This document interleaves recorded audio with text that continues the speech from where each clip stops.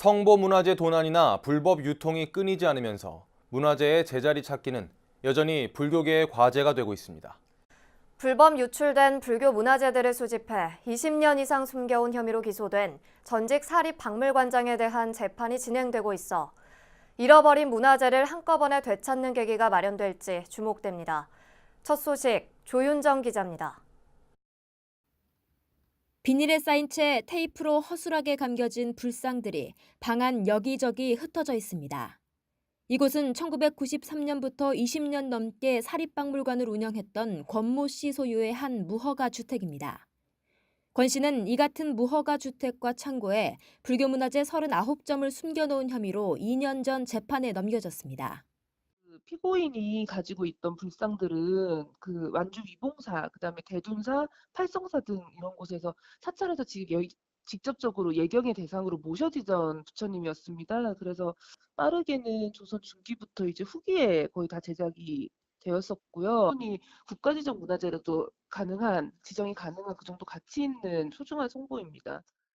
게다가 권 씨는 지난 2016년에도 경기도 성남에 위치한 창고에 불교 미술품 16점과 지석 315점을 수집해 몰래 보관한 혐의로 징역 1년에 집행유예 2년을 최종 선고받은 바 있습니다.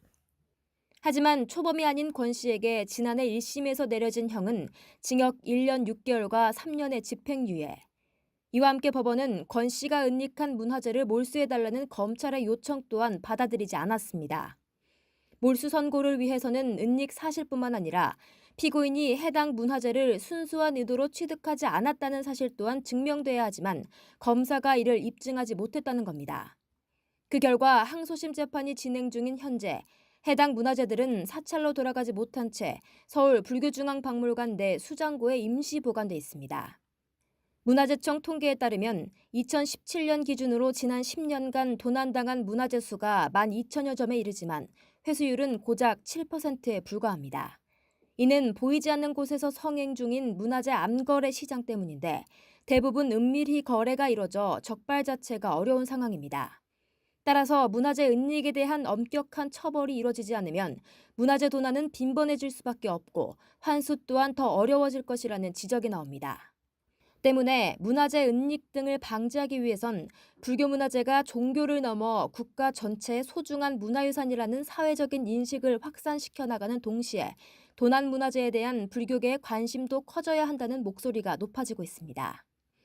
매일 하루에 작으면 6시간, 많으면 8시간을 지극정성으로 기도하고 예배했던 부처님을 하루아침에 납치를 당한 것 같아요.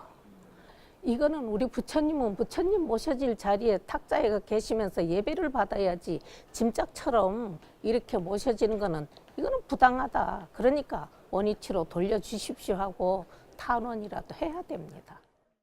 권 씨에 대한 항소심 속행 공판은 다음 달 26일 서울고등법원에서 진행될 예정인 가운데 소중한 성보 문화재들이 본래의 자리를 찾을 수 있을지 관심이 모아지고 있습니다. BBS 뉴스 조윤정입니다.